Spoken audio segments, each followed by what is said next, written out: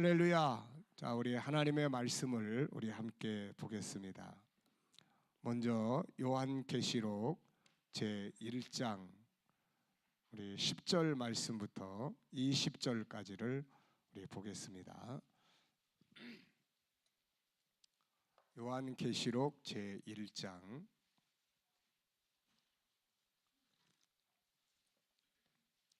10절부터 20절까지 우리 다 같이 함께 읽겠습니다. 시작. 주의 날에 내가 성령에 감동되어 내 뒤에서 나는 나팔 소리 같은 큰 음성을 들으니 이르되 내가 보는 것을 두루마리에 써서 에베소, 서머나, 버가모, 두아디라, 사대, 빌라델비아, 라오디게아 등 7 교회에 보내라 하시기로 몸을 돌이켜 나에게 말하는 음성을 알아보려고 돌이킬 때에 7 금쳇돌을 주셨는데 촛대 사이에 인자 같은 이가 발에 끌리는 옷을 입고 가슴에 금띠를 띠고 그의 머리와 털의 희기가 흰 양털 같고 눈 같으며 그의 눈은 불꽃 같고 그의 발은 풀무불에 단련한 빛난 주석 같고 그의 음성은 많은 물소리와 같으며 그의 오른손에 7 별이 있고 그의 입에서 좌우에 날선 검이 나오고 그 얼굴은 해가 힘있게 비치는 것 같더라. 내가 볼 때에 그의 발 앞에 엎드려져 죽은 자 같이 되매 그가 오른손을 내게 얹고 이르시되 두려워하지 말라. 나는 처음이요 마지막이니 곧 살아있는 자라. 내가 전에 죽었었노라. 볼지어다 이제 세세토록 살아있어 사망과 음부의 열쇠를 가졌노니 그러므로 네가 본 것과 지금 있는 일과 장차 될 일을 기록하라. 내 오른손에 7 별의 비밀과 또 7 금촛대라.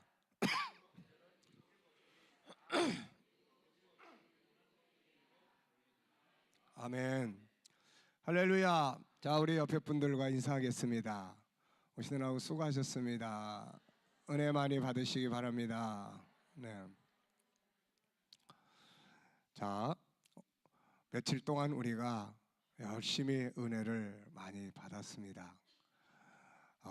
우리가 주님을 이렇게 환상 가운데서 볼 수도 있지만 말씀을 통해서 우리 마음에 평안함을 주시고 또 마음에 고민과 염려를 사라지게 하시고 또 어떤 뜨거운 은혜의 체험도 있고 여러 가지 주님이 일하시는 그런 방법들이 다양한 것입니다.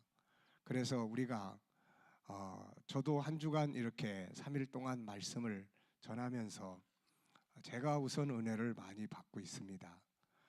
우선 하나님께서 이번 성회를 할 수 있도록 건강을 또 이렇게 붙들어 주셔서 힘있게 일할 수 있게 하시고 말씀 하나하나 속에 또 그분의 감동과 영감이 또 함께 하시고 그래서 아주 평안하고 그런 은혜를 누리면서 집회를 하고 있습니다.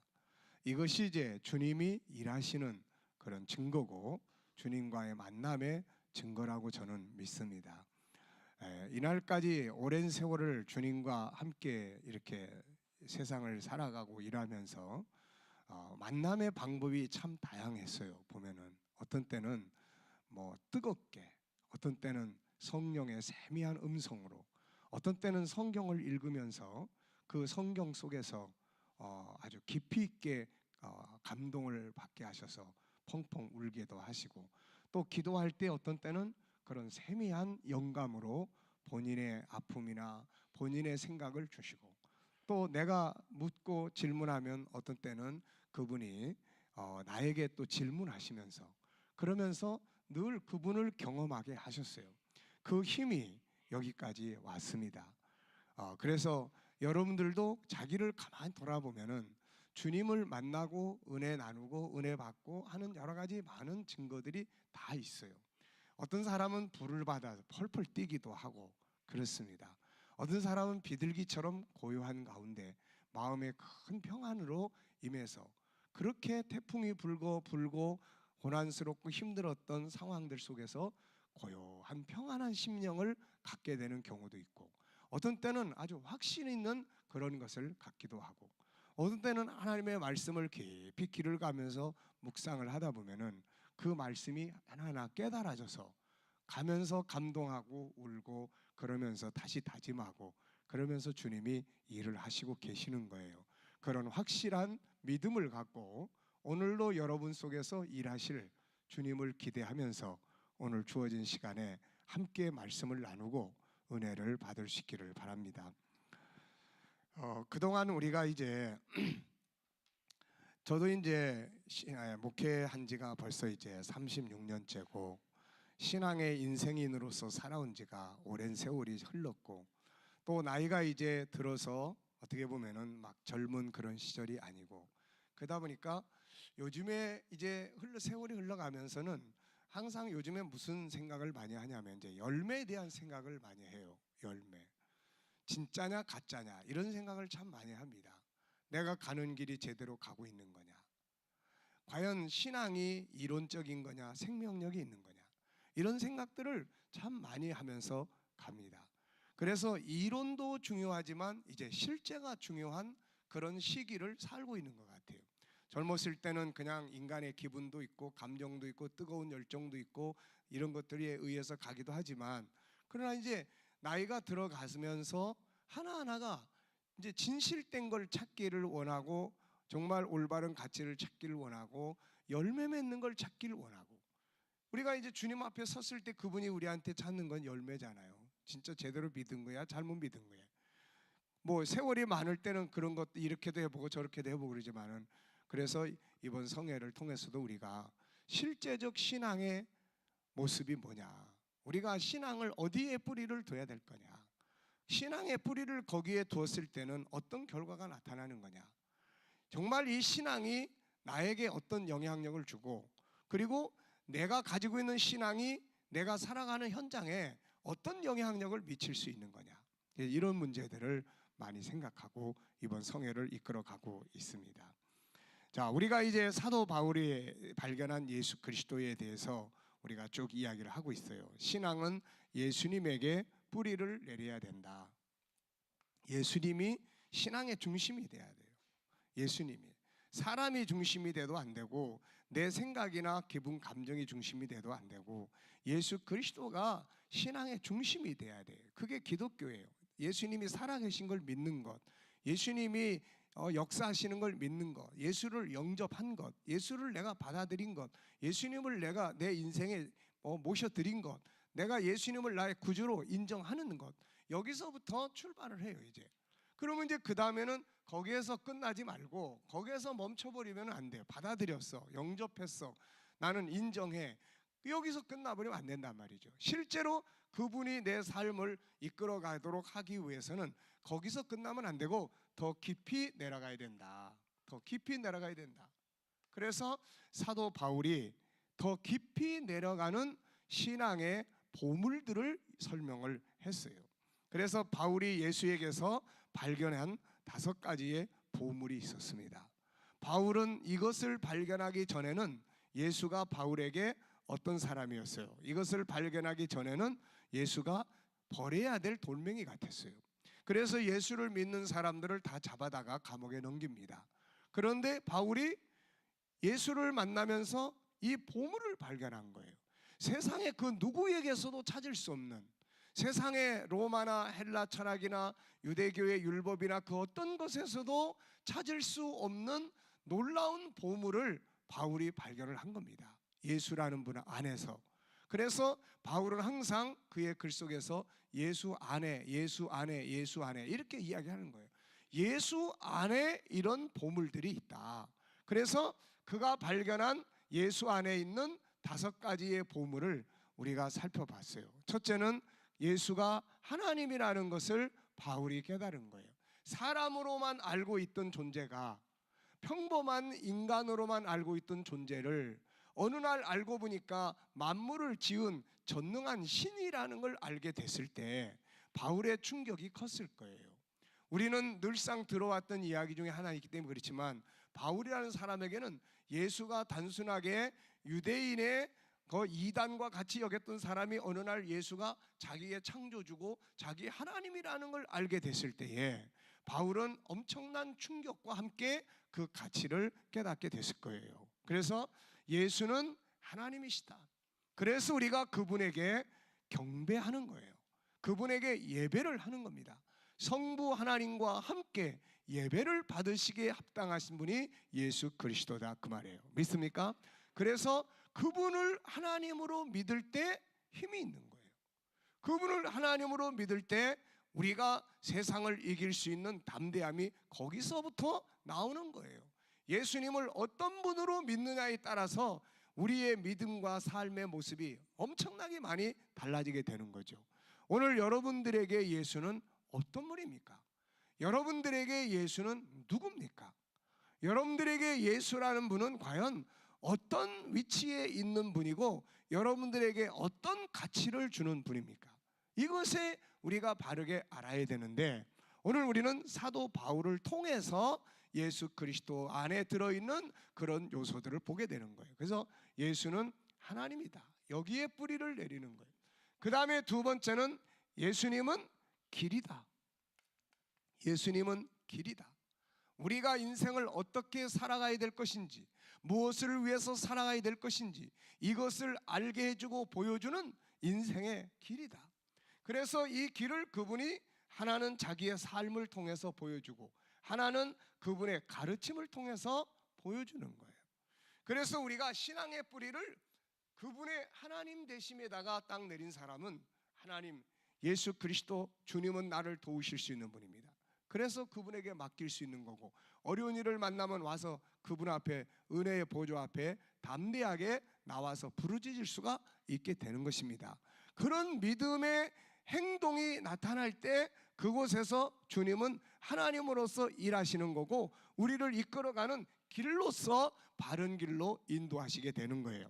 그 다음에 세 번째는 그분은 우리에게 뭘 주셨어요? 십자가의 길을 주셨어요. 십자가. 바울은 이 예수께서 지신 십자가 속에 들어있는 비밀들을 봤어요.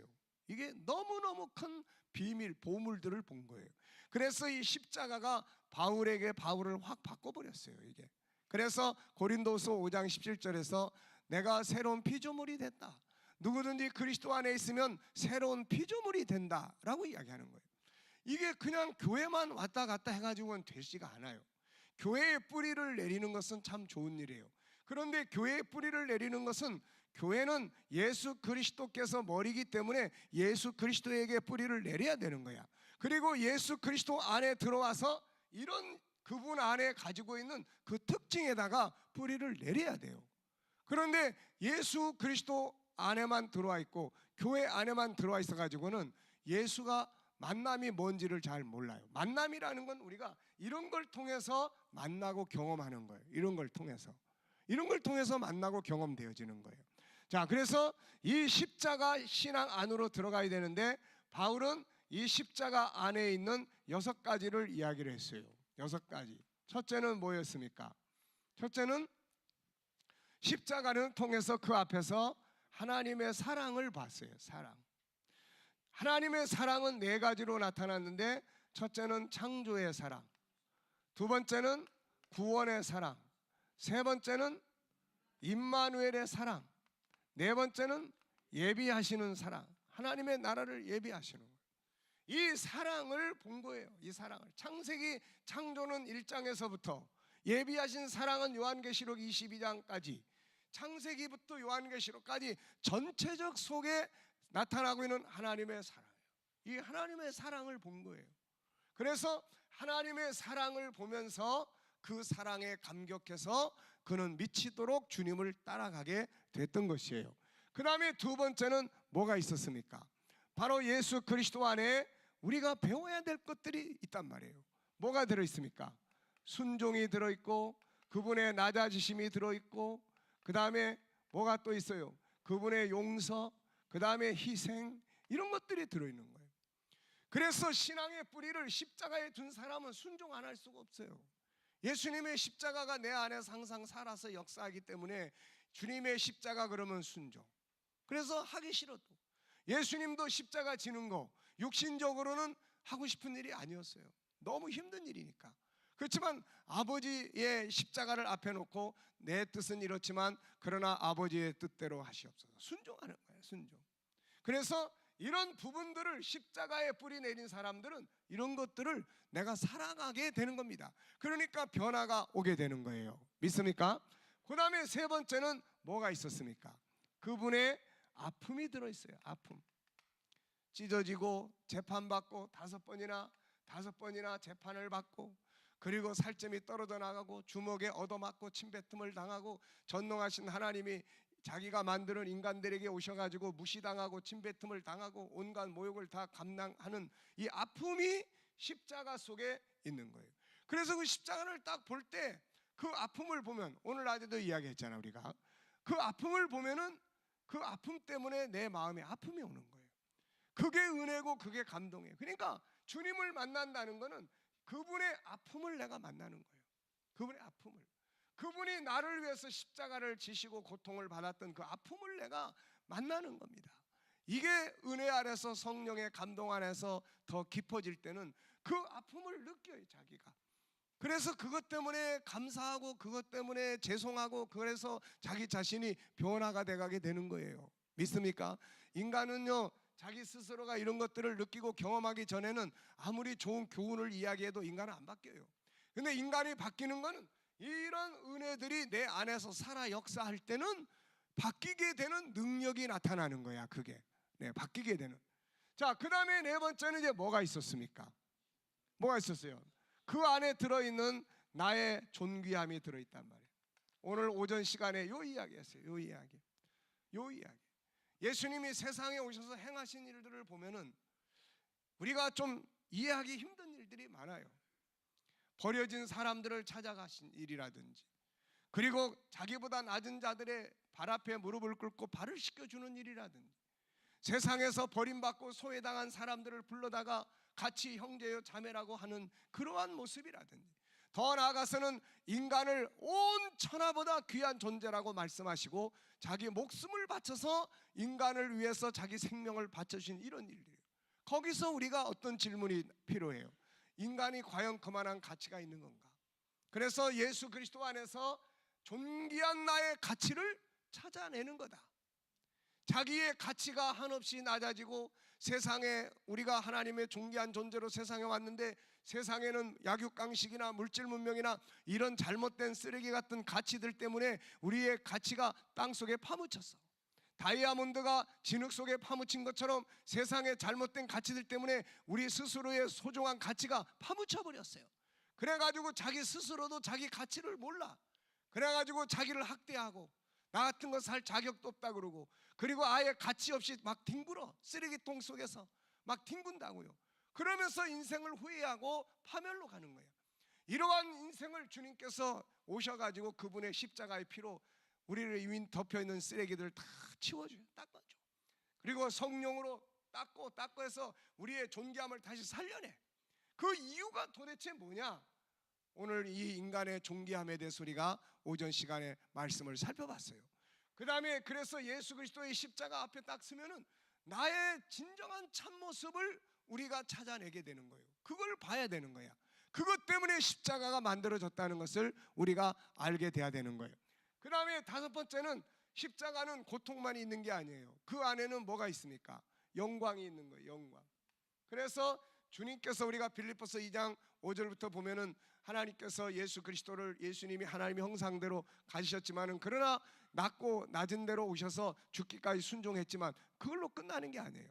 그 다음에 그분을 지극히 높여주시는 하나님의 영광의 역사가 있단 말이에요. 그래서 십자가는 끝에 뭐가 있어요?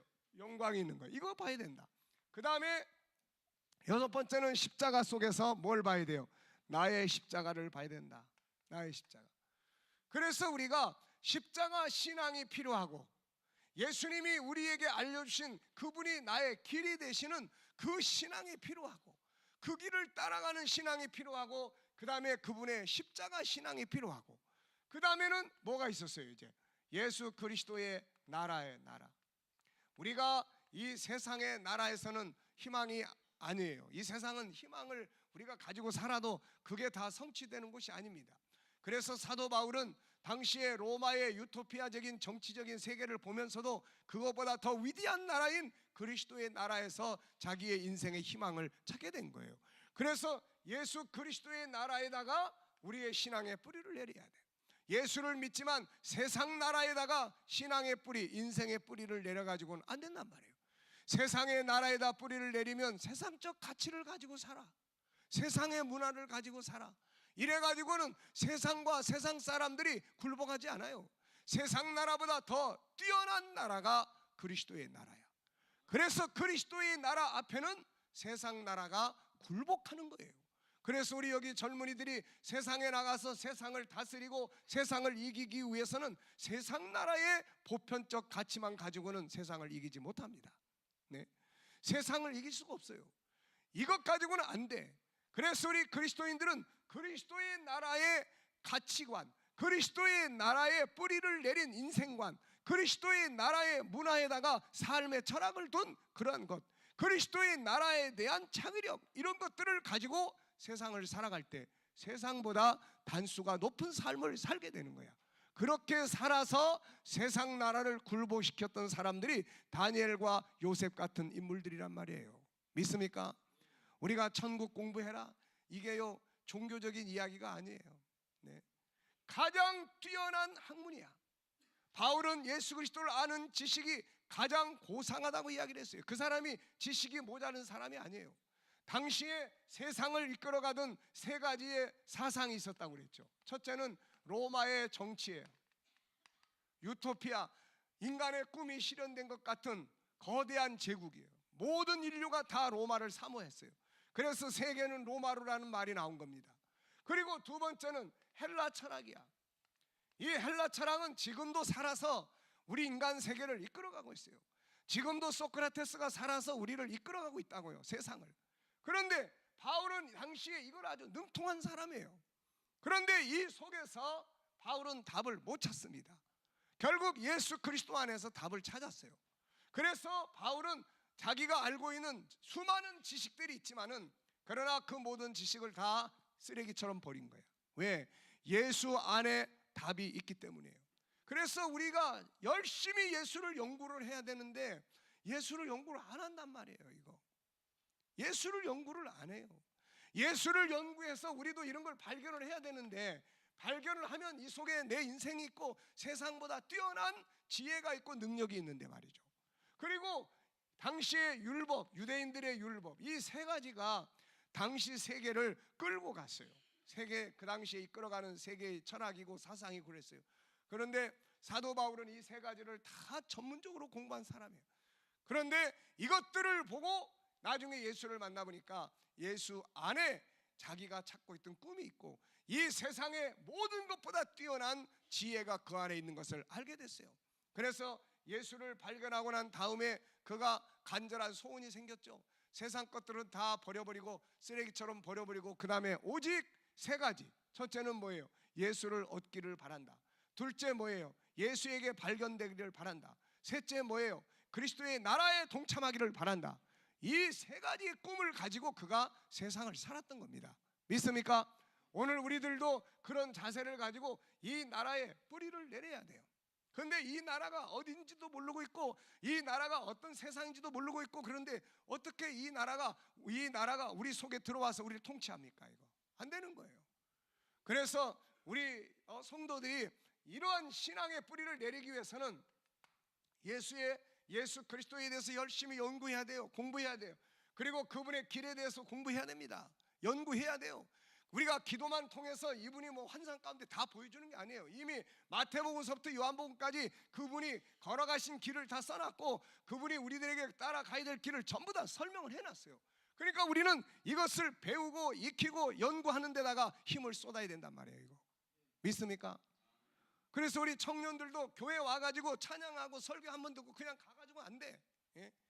교회 와가지고 1시간, 2시간, 3시간씩 하나님의 말씀을 연구하고 또 그러한 예수님의 걸어가신 발자취들을 연구하고 마태복음을 연구하고 요한복음 연구하고 이렇게 해서 그 속에서 예수 그리스도의 정신과 사상들을 만나야 되는 거야. 이게 그래야만 그 사상과 정신이 내 속에 들어와서 나를 통치하게 되고, 그것을 가지고 세상에 나가서 사니까 세상보다 훨씬 뛰어난 가치관을 가지고 살아갈 수가 있게 되니까 세상이 그들을 인정하게 되는 거예요. 이게 믿습니까?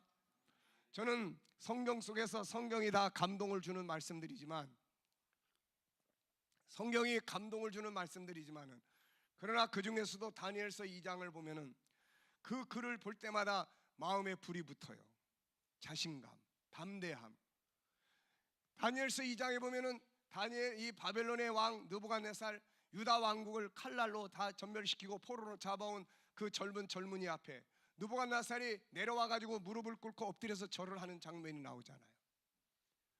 어떻게 그런 일이 벌어질 수 있습니까? 당시에 세계적인 제국의 왕이 포로로 잡아온 젊은이 앞에 자기의 보좌에서 내려와 가지고 그 젊은이 앞에 엎드려서 절을 하는 장면이 나와. 다니엘은 자기 나라는 바벨론에 의해서 망했지만은 다니엘은 바벨론을 이긴 사람이란 말이에요. 바벨론이 다니엘 앞에 엎드려서 굴복하는 거야. 왜? 그 속에는 이 정신이 들어있는 거예요. 이게 들어있는 거야. 이거를 이길 수 있는 것은 세상에 아무것도 없어요. 세상에 영적인 것뿐만 아니라 세상의 어떠한 싸움도 이렇게 여기에 뿌리를 내고 가는 사람들을 이길 수가 없어요. 그래서 이 사람들이 세상의 승리자가 되는 겁니다.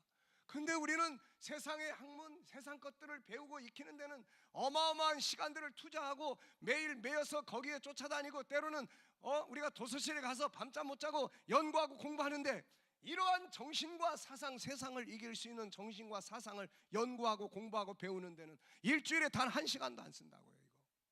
이래가지고 무슨 세상에 뛰어난 사람이 됩니까? 뛰어난 사상을 가져야 되는데, 뛰어난 사상을 안 가지고 있는데, 뛰어난 사상을 갖기 위해서 시간을 투자하고 배우고 익히고 연구를 해야 되는데, 그런 시간은 투자를 안 해버리는데 어떻게 그래요? 교회 10년 다녔다. 우리 청년들이 어렸을 때부터 교회 생활 쭉 해서 나중에 주일학교를 보내고 청소년기를 보내고 청년기를 보냈는데, 과연 10년 이상씩 그렇게 교회를 다니면서 이걸 제대로 연구하고 이 사상을 만나고 이 길을 만나고 이 속에서 뿌리를 내서 세상에 간다면은 세상에 필요로 하는 사람들로 다 만들어서 나갑니다. 믿습니까? 네. 우리가 신앙이라는 것은 교회를 왔다 갔다 하는 게 아니에요. 교회 생활 자체는 소중한 것이지만은 신앙은 예수를 만나야 돼. 예수를 만난다는 건 이런 예수님의 길을 만나는 거야. 만나는 거. 우리가 꼭 만난다고 그러니까 눈앞에 보이는 환상 속에서 예수님을 만나는 것을 생각하면 안 돼요. 저는 지금까지 예수 그리스도의 살아계심을 정말로 확실하게 믿는 사람 중에 하나입니다. 예수님이 살아계심을 수도 없이 만났으니까. 근데 환상 가운데 예수를 본 일은 한 번도 없어. 아직도. 그래서 지금도 내가 하나님 앞에, 주님 나도 좀 얼굴 좀 보여주세요, 그렇게 기도할 때가 있습니다. 근데 그분은 얼굴을 아직 한 번도 안 보이죠. 그래서 어떤 때는 달력에 나와 있는 예수 그림을 열심히 봅니다. 행여라도 저거라도 봐가지고 꿈속에서라도 저 그림이라도 한번 나타나게. 근데도 안 나타나. 근데 성령으로 이렇게 해서 만난 주님은 수도 없이 만나고 사는 거야. 근데 이렇게 해서 한번 그렇게 딱 나타났다가 가는 환상은 사라져버릴 수 있어. 근데 이렇게 해서 만나는 것은 항상 속에서 살아서 역사한단 말이에요. 이게 믿습니까? 우리가 그러한 만남을 수시로 가지고 살아야 돼요. 이번 성회를 통해서 제가 여러분들 앞에, 물론 제가 떠나는 강사가 아니고 또 다시 계속 만나야 되는 담임 목사이기 때문에 뭐 계속 앞으로 이렇게 이야기를 하겠지만은, 바라는 것은 이런 거예요. 뿌리를 내리자는 거야. 뿌리를. 이 부분에 대해서 좀 연구하자는 거야. 마태복음을 붙들고 예수의 길을 좀 연구해보자는 거야. 구역 식구들이 모여가지고 예수님이 가신 길을 좀 연구해보자는 거야. 마태복음 속에 나타난 예수님의 발자취가 뭔지 이런 걸 좀 찾아서 연구를 해보자는 거야. 모이면 그런 이야기들 좀 같이 나누고, 그러다 보면은 알게 모르게 우리 속에 이게 들어오는 거예요. 이게 들어오는 거예요. 네.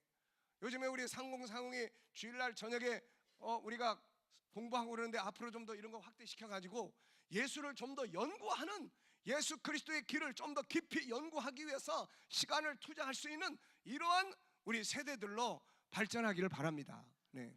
그래서 이런 것들이 우리 속에서 다 뿌리 내리면 우리가 이걸 살아가게 될 때 세상이 우리 앞에 굴복하게 되는 거예요. 그 속에서 주님의 역사가 열매로 나타나게 되는 줄로 믿습니다. 그래서 그분의 나라, 그래서 어제 저녁에 우리가 그분의 나라 천국 새하늘과 새 땅을 막 정신없이 구경을 하고 왔어요. 혹시 간밤에 그 새하늘과 새 땅을 또 꿈이라도 꾸고 오신 분 계십니까? 그 이상해요. 꿈이라도 좀 그런 꿈을 꿔야 되는데 우리는 그냥 꿈을 꾸면은 꼭 싱숭생숭한 이상한 꿈을 꾸거나 막 그러는데, 근데 그게 이 나라가 우리 안에서 살아서 역사할 때 우리가 천국을 사는 사람들이 되는 거예요. 자, 그 다음에 이제 마지막으로 이제 바울이 본 것이 뭡니까? 바울이 본 것이 뭐냐면 이분은 살아계시다는 거야. 지나간 역사가 아니고 살아계시다는 거예요. 그래서 바울은 예수님을 참 많이 만났습니다. 어떻게 보면 같이 사는 사람이죠. 그래가지고 사도 바울은 예수 그리스도의 만남에 대해서 참 많이 써놨어요.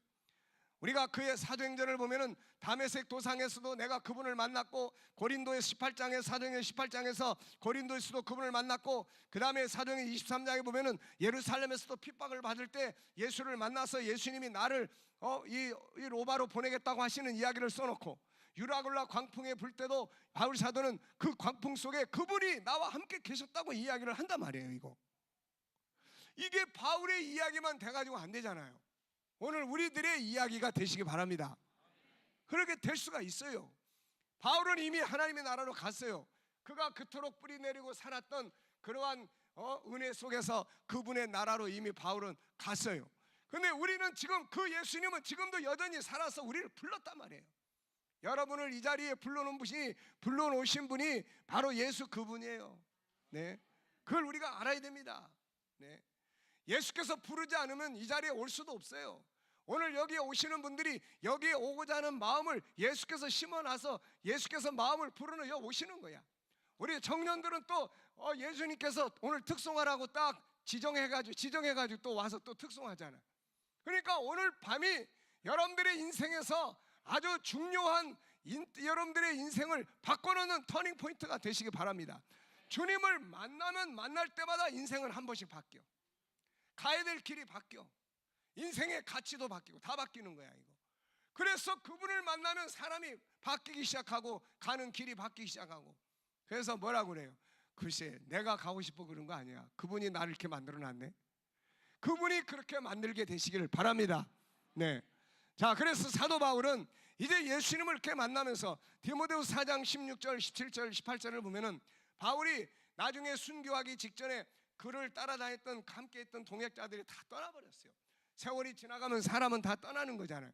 그런데 바울이 4장 17절에 뭐라고 이야기합니까? 주께서 내 곁에 서서 나에게 힘을 주심은, 예수는 안 떠나는 거야. 주님은 안 떠나는 거야.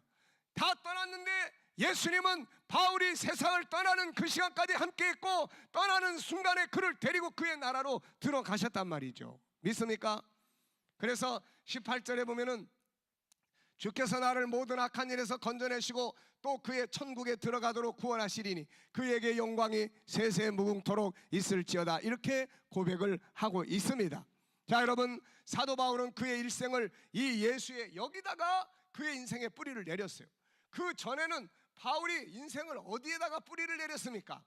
바로 저렇게 로마 정치에다가, 그리고 헬라 철학에다가, 그 다음에 율법에다가, 그리고 세상의 뭐 학문과 여러 가지 이런 것들에다가 바울의 인생을 뿌리를 딱 내려놨어.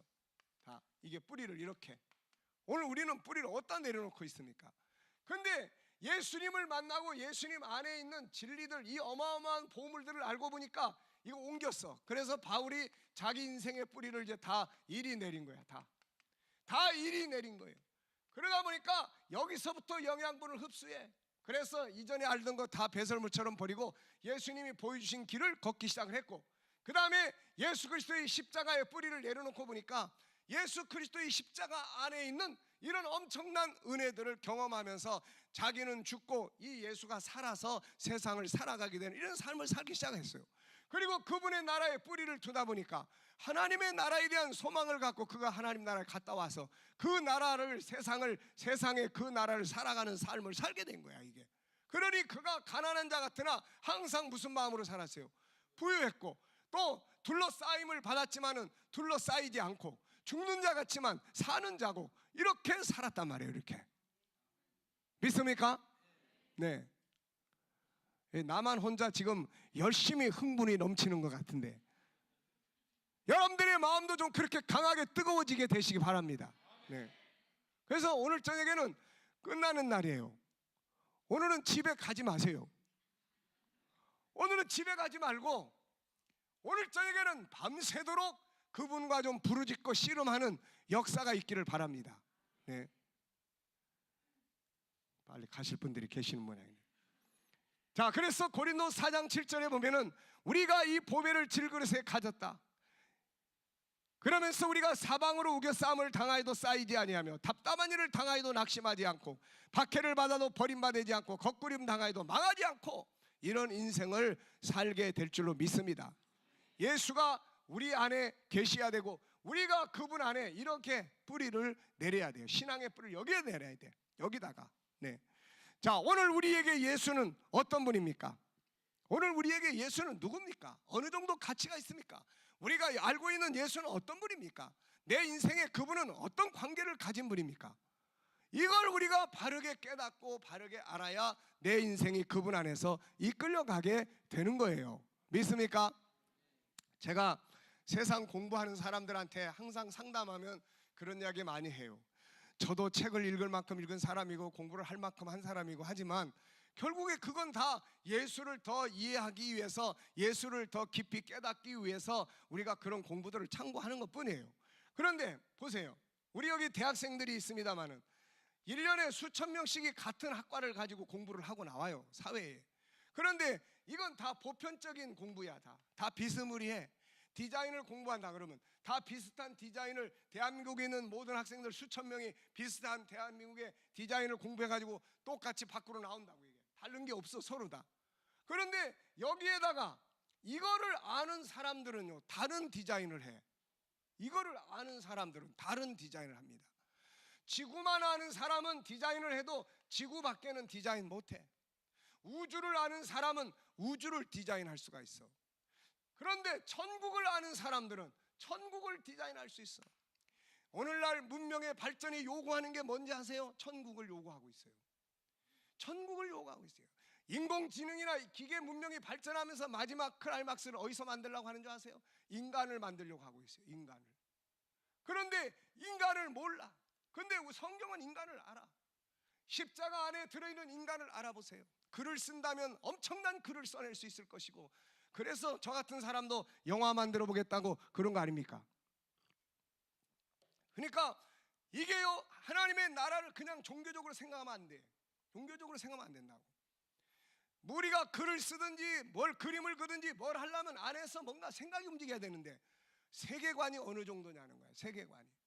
성경 속에 있는 하나님의 나라의 세계관을 깊이 있게 하는 사람은 그림을 그려도 다르게 그려낸단 말이야. 이거. 네? 이런 다름이 나타나야 세상을 다스릴 수가 있는 거지. 너도 공부하고 나도 공부하고 얘도 공부하고 다 똑같은 공부해가지고 나와가지고 비슷하게 디자인해놓는데 그게 과연 세상에도 얼마나 요긴하게 쓰이겠어요. 그런데 우리는 이상하게 그런 이 다니엘 같은 사람이 이런 내용들을 철저하게 알고 난 사람이 그 시대에 같이 공부한 사람들하고 지혜를 비교해 보니까 10배나 차이가 났는데 이 엄청난 차이점을 만들어낼 수 있는 것이 바로 예수 안에 있는 이런 것들을 공부하는 거야. 이게 우리 젊은 사람들이 그래서 이거 공부하란 말이에요. 왜 우리가 유대인들을 못 쫓아가는지 압니까 여러분? 유대인들은요 예루살렘에 가보면 예시바라는 데가 있어요. 얘네들은 부모들이 어렸을 때부터 율법을 성경을 암송하게 해요. 성경 속에 있는 사상, 성경의 세계관을 가르친다고. 성경의 세계관이 엄청나게 넓단 말이에요. 성경의 세계관이. 그 세계관을 어렸을 때부터 만 3살 때부터 계속 머릿속에 집어넣어 주는 거예요. 그런 다음에 얘들이 초등학교부터 고등학교까지 가면은 성경 창세기부터 말라기까지 구약 성경을 다 공부를 시켜요. 그리고 예시바라는 학원이 있어가지고 고등학교 졸업하면 거기 1, 2년씩 들어가서 성경을 연구를 해. 탈무드를 연구를 해. 그리고 또 대학 졸업하고 또 인생 살다가 거기 가서 또 계속 연구를 해. 세계관이 어마어마 넓은 거예요. 결국에 싸움은 세계관의 차이점이에요. 우리 동네만 아는 사람하고 세계를 아는 사람하고 경쟁에서 누가 이기겠습니까? 세계를 아는 사람이 이기게 되는 거예요. 믿습니까?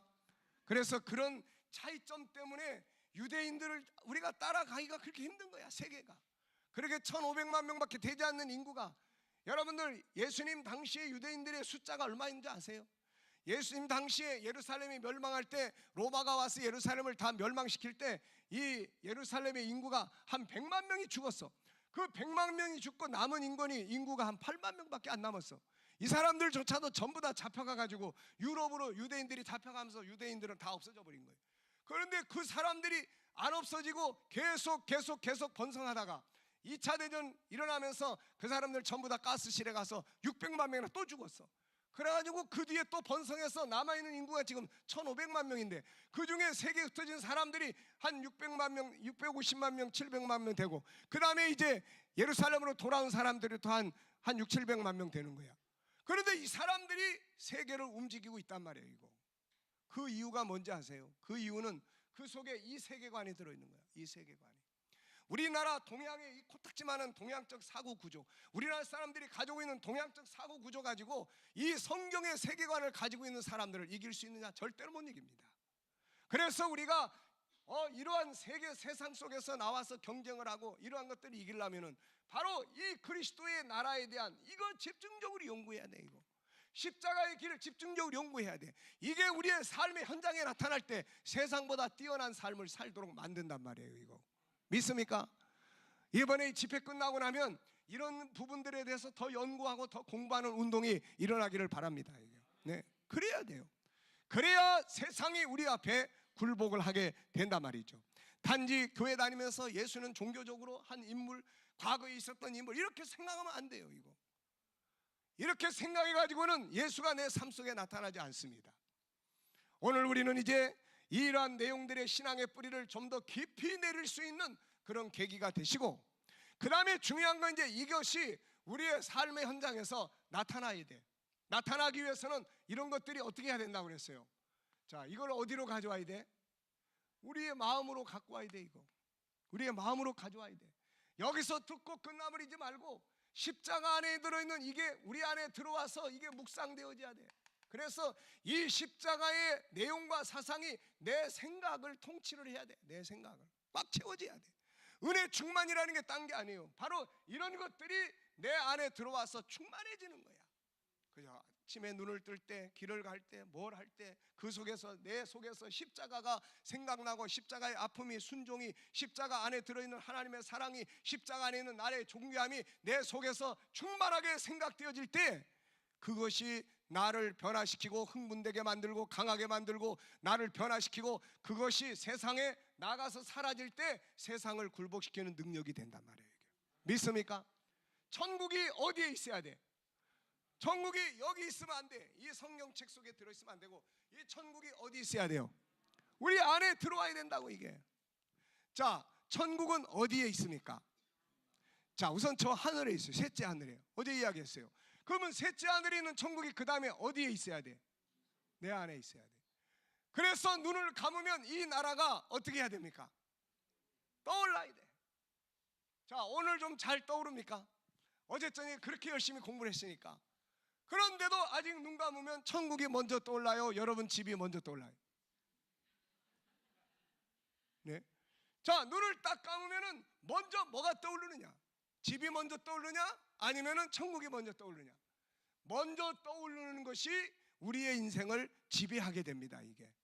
그래서 천국을 묵상하라는 거예요. 묵상. 네.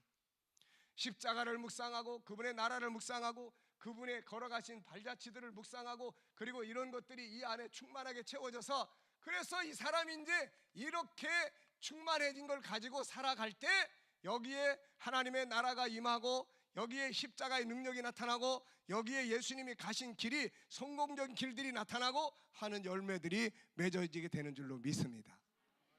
우리가 살아갈 때 내가 지금 걷는 길이 내가 내 생각에 근거를 둔 길인지, 아니면은 예수님이 십자가에 근거를 둔 길인지를 우리가 생각하고 걸어보자는 거야. 네. 그래서 이 안에 묵상하고, 그 다음에 이제 오늘 우리가 예수님이 살아계시다 그러니까 살아계시면 항상 같이 만나고 해야 되는데, 오늘 우리가 예수님이 살아계심을 확실하게 우리 안에 품고 갈 수 있기를 바랍니다. 자, 그래서 우리 말씀 한 군데 더 보겠어요. 마태복음 14장을 한번 보시기 바랍니다. 마태복음 14장. 자, 마태복음 14장은 이거는 단지 그때만 일어난 일이 아니에요. 오늘 우리들의 삶을 설명하는 이야기야. 자, 마태복음 14장 24절부터 자 33절을 한번 보겠습니다. 자, 24절부터 제가 읽으면서 중요한 거를 체크를 해볼게요. 지금 오병이의 기적이 일어난 다음에 예수님은 산에 올라가 기도하시고 제자들은 배를 타고 갑니다. 우리 인생이 똑같은 거예요. 배를 타고 인생의 항해를 해요. 배가 이미 육지에서 술이나 떠나서 바람이 거스름으로 물결로 말미암아 고난을 당하더라. 우리는 바다 위를 항해하는 사람들이에요. 인생을 항해합니다. 그런데 이 항해하는 바다는 항상 고요한 것 같지만 바람이 불기 시작을 하면은 파도가 몰아치게 되고 요동치는 곳이 바로 바다야. 가다가 때로는 암초를 만나기도 해요. 이게 바다입니다. 그러니까 바다에는 거센 풍랑 문제가 있는 게 당연해요? 안 당연해요? 당연한 거예요. 당연한데 중요한 건 이겁니다. 25절 밤 사경에 새벽 무렵에 예수께서 바다 위로 걸어서 제자들에게 오시니 제자들이 그가 바다 위로 걸어오심을 보고 놀라서 유령이라 하며 소리하여 무서워하여 소리 지르거늘 유령으로 봤어요. 예수님으로 생각을 하지 못하고 설마 예수님이 이 밤중에 이 바다 위를 걸어오실 것이라고 생각을 전혀 못하고 있다가 사람 물체가 나타나니까 뭐라고 생각한 거예요? 귀신이다 그런 거야. 이게 유령이다 그런 거예요. 자, 그랬더니 예수님께서 뭐라고 말씀하셔요? 27절에 예수께서 즉시 이르시되 안심하라 나니 두려워하지 말라. 오늘 밤에 이 말씀이 성령으로 여러분에게 주의 음성으로 들려지기를 축원합니다. 안심하라 나니 두려워하지 말라. 예수께서는 지금도 우리 항해하고 있는 우리 곁에 계시단 말이에요. 이걸 인정해야 돼. 잠언 3장 6절을 보면은 범사의 그를 인정하라. 그리하면 그가 너희를 지도하시리라고 말씀하고 있어요. 주님은 우리와 같이 항해하고 있음을 믿으시기 바랍니다. 하나님의 사랑 가운데 세 번째 사랑이 뭐예요? 함께하는 사랑이야. 임마누엘의 사랑이야. 제가 하루는 기도하면서 내 인생을 한번 쭉 돌아봤어요. 뒤를 돌아봤어요. 이것도 제가 돌아본 게 아니라 주님이 그분이 제가 현실의 어느 문제 때문에 고민하고 있으니까 그분이 내 안에 감동을 주시면서 뒤를 돌아보라는 거예요. 뒤를 돌아보라는 거야. 네가 살아온 인생을 한번 보라는 거야. 네가 살아오는 인생 속에서 어려운 일이 없었던 적이 있는지 한번 돌아보라는 거야. 그 다음에 그 어려운 현장에서 내가 너를 어떻게 만났는지 돌아보라는 거야. 그래서 하나 돌아봤어요. 어린 시절부터 시작해서 내가 그분을 만났을 때 믿음이 없어서 방황할 때, 그리고 가족들이 그런 어려운 일을 만날 때, 그리고 내 인생을 뭘 해야 될지 알지 못해서 고민하고 있을 때, 그러면서 이 시간들 속에서 그분이 어떻게 나를 만나줬는지를 하나하나 느끼게 만드시는 거예요. 그래서 제가 좋아하는 찬송 중에 하나가 뭔지 아십니까? 지금까지 지내온 것 주의 크신 은혜일세. 뒤돌아보면은 그분이 임마누엘 하셔서 함께 동행하시고 때로는 내 앞에 장애물 갖다 놓고 그것서 장애물 때문에 내가 그 길로 못 가고 옆으로 돌아가게 만들고, 근데 우리는 그 장애물 때문에 원망하고, 이것이 그분이 우리와 동행하는 방법이에요. 지금도 그분은 저뿐만 아니라 여러분들의 함께 동행하고 있는 임마누엘의 하나님이시란 말이에요. 바다는 거센 풍랑이 일어나는 곳이지만은 그러나 절대로 우리 혼자 가는 곳이 아니에요. 그분이 함께 계신단 말이에요. 이걸 믿는 믿음에다가 인생의 뿌리를 내려야 돼요. 믿습니까? 그래서 그분이 바다 위로 걸어오셨어요. 그분은 보세요. 어떻게 사람이 바다 위로 걸어올 수 있습니까? 그런데 그분은 무엇이기 때문에? 바다를 통치하신 하나님이시기 때문에 바다 위를 걸어올 수가 있는 분이세요. 그래서 그분이 바다 위로 오십니다. 그래서 함께하는 거예요. 이때 중요한 게 뭡니까? 28절에 보니까 베드로가 대답하여 이르되 주여 만일 주님이시거든 나를 명하사 물 위로 오라 하소서. 시선이 누구에게로 향하고 있어요? 지금 시선이 베드로가 예수께로 향하고 있습니다. 거센 물결을 향하던 거센 물결을 바라보던 그 속에서 베드로가 지금 시선이 누구에게로 집중하고 있냐면은 예수 그리스도에게 집중하고 있고, 주여 주시거든 나를 명하사 무리로 오라고 명령해 주세요. 이런 이야기가 나온 거예요. 그랬더니 예수님께서 뭐라고 그랬습니까? 오라 말씀했어요. 이때 베드로는 지금 정신이 하나도 없어요. 주여 만일 주시거든 오라 명하소서. 예수님이 그랬더니 오라 그러니까 베드로가 칵 내린 거야. 인생은요, 우리가 살아가는 세상은 멀쩡한 내 정신 가지고 살면은 못 사는 동네가 이 세상이야. 누구 정신 가지고 살아야 돼? 예수 정신은 바다가 걸을 수 있는 곳이고, 우리 정신은 바다는 빠지는 곳이야. 그러니까 예수의 정신과 가치관을 가지고 세상에 발을 내디디면 세상을 이길 수 있는 장소가 되고, 우리의 생각에 근거를 두서 가면 세상은 두려운 곳이 되는 거야. 우리 청년들이 직장이나 이런 것 때문에 한두 번 안 되고 그러면은 두려워가지고 우리 젊은이들이 공황장애에 빠지는 경우도 너무 많고, 그런데 내 생각의 가치를 가지고 보면 세상이 두려운 동네야. 그런데 창조주이신 예수 그리스도의 가치를 가지고 세상을 보면 세상은 다스릴 수 있는 곳이야. 믿습니까? 그런 은혜의 역사가 우리 청년들과 우리 모든 성도들에게 있기를 바랍니다. 지금 여러분들이 걷고 있는 세상이 지금 두려움으로 보이세요? 아니면 걸을 만한 곳으로 보이세요? 두려움으로 보인다면 오늘 저녁에 그 시선이 예수의 정신으로 바뀌시기 바랍니다. 네, 만물을 지으신 그분의 가치관으로 바뀌어야 돼요. 그러면 그 정신이 내 안에 있을 때 내가 그분의 정신에 감동을 가지고 가면, 내 정신 가지고는 안 된다니까요.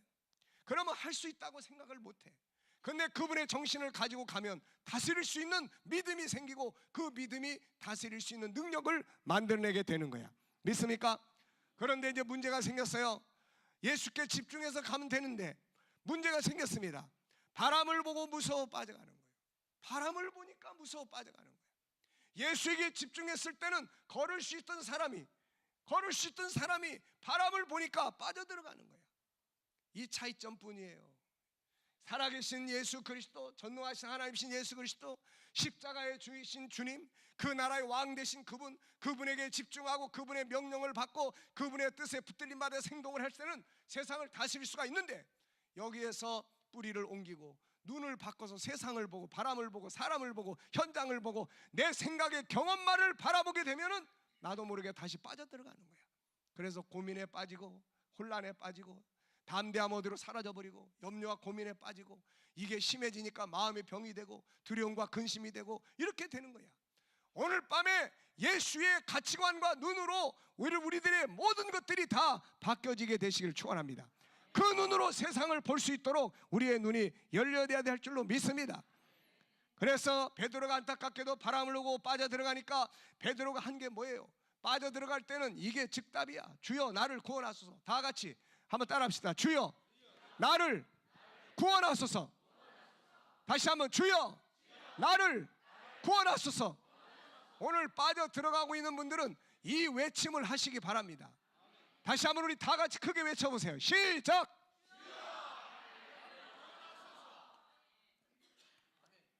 한 번 하면 약하니까 두 번. 시작.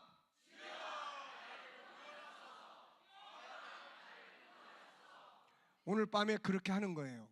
믿습니까? 그래서 그 확신을 가지고 그분이 이제 구원하소서 그러면은 손을 치워버리는 게 아니에요. 31절에 보니까 예수께서 어떻게 하셨어요? 즉시 손을 내밀었어요. 즉시 손을 내밀어서 그를 붙잡아냅니다. 오늘 밤에 그분의 손을 붙잡게 되시기 바랍니다. 붙잡아가지고 배에 다시 끌어올려. 그분은 우리를 끌어올리는 분이에요. 그래서 배에 있는 사람들이 예수께 절하며 이르되 진실로 하나님의 아들이로소이다. 여러분, 바울이 경험한 예수님의 세상은 이런 거예요. 예수는 전능하신 하나님이시다.